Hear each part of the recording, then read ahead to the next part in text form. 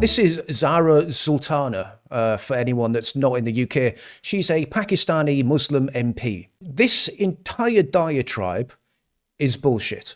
When Farage says, kick an immigrant, Starmer replies, how hard?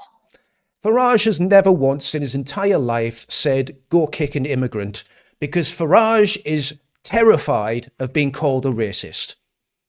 And I want you to, as we move forward, to listen to how the left frames those people on the right that we would probably deem as centre-leftists. We wouldn't even call them far-right. They're certainly not far-right enough for what I want to happen to this country, which is millions of people getting deported, including Zara over here. But according to Zara, and as we'll see going on, these people are the devil. They're the worst ever. You should definitely not be further right than these people. They are as far right as you can possibly go, and they're evil. And shamefully uses the same language as Enoch Powell, calling us an island of strangers. Why? Why would this be an island of strangers? Literal islands of white people trying to enjoy Christmas. And also Enoch Powell was right. Everyone should have listened to him. You guys have not been grateful guests. You've been proper wankers, if I'm being honest. You've been subversive. You've been intolerant. And you've been exclusionary in the home that we gave you. We're not here to beg for crumbs off the table. We're taking the fucking lot. Well, actually, we didn't. We were forced to give you that, and you've still been intolerant and quite mean-spirited about it all, actually. And Keir Starmer, getting back to your last point, Keir Starmer is more than happy to give you millions upon millions of pounds every time you burn down one of your own mosques. I'm so sorry that we're meeting in these circumstances, because that was a horrific attack that will have impacted every single member of the community. We've just been talking to some of the family members and getting a sense firsthand of the personal impact. I'm really pleased today that we are announcing a further £10 million. Just to shut you up or to get you on his side. So he's not your enemy either.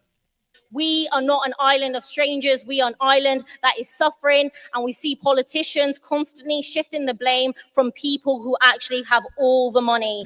And then we have... Oh, it's the millionaires and the billionaires. It's not the Islamists and the Marxists and the socialists. No.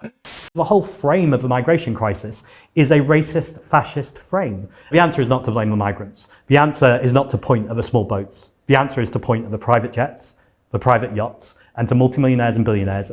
It's the millionaires and the billionaires. Our Home Secretary, Shabana Mahmood, talking about seizing jewellery from refugees. So I've seen a schism, right? There's a schism happening right now, another pattern that I'm noticing. Sultana and Shabana Mahmood are creating a dual faction within the Muslim community where, and I think it's a fake faction, by the way, where one side is supposed to be the right-wing Labour Party side. It's going to save the country. And then you've got the other side full of the Greens and the proper Islamo nutcases. This country will always offer sanctuary to those fleeing danger. But we must also acknowledge that the world has changed, and our asylum system has not changed with it. Like a lot of practicing Muslims, my faith is the most important thing in my life. It is the absolute driver of everything that I do. We're taking the fucking lot! So what I think that does is create a false dichotomy where you've got some Muslims that are the good guys and they just want the best for the working class white Brits of this country. And then you've got people like Sultana who are getting the Muslim vote, the Green vote, the transgender vote. We'll get into that in a sec, but I think it's a false dichotomy. I think they've had a good discussion behind the scenes on how they can separate or find a way to create a wedge within the right wing. Endorsed by fascist Tommy Robinson. There we go. So once again, sorry for stopping this so often, but every single thing that she said has been a framing mechanism to make you restrict yourself from going to the place where you should be going, which is get these people out of the country. Okay? So she's saying that Tommy Robinson is the extreme far right, Nigel Farage is the extreme far right. Tommy Robinson doesn't really care about the dilution of the English race. He is recorded on video saying that when it comes to British, it means not white. I just want a Britain where British people are put first. And that's it. Just British people are put first. Who are those British people? It's not white people, it's British people. Right. Does it include me? Of course it includes you, yeah. Does it include Muslim? Of course it includes Muslims. He's not too bothered about mass remigration, mass deportations.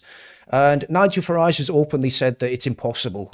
It's a political impossibility to deport hundreds of thousands of people. We simply can't do it. So again, these people that she thinks are intolerant and the worst kinds of people ever, as far as I'm concerned, they're milquetoast leftists. Our politics desperately needs an organised working class that fights back and says, if you come for any of us, if you come for the pensioners among us, the disabled among... She's not talking about you guys, okay? Let's get that straight. When she's making this speech, she's not talking about the white British here. Among us, the immigrants among us, the queer and trans among us. If you come for any of us, you will have to fight all of us. Perfect. That's perfect. She summed that up really well. What she's doing right now, and it's been done many times throughout history. Libya is a really quick example. They get the people on their side that they need, the outcasts, the people in society that are not doing very well socially, the misfits. They get them on their sides, you know, like the transgenders, the queers, the very ugly people, the socialists, the Marxists. They get all these people on their side, the blue-haired fucking nut jobs, all these people on their sides until they gain power, and then they will find a very high roof in which they will encourage them to jump off. Again, this has happened many times in history. It's just people keep falling for it. And I'm not surprised because the people that she's aiming to convince are not the brightest, are they? We're taking the fucking lot!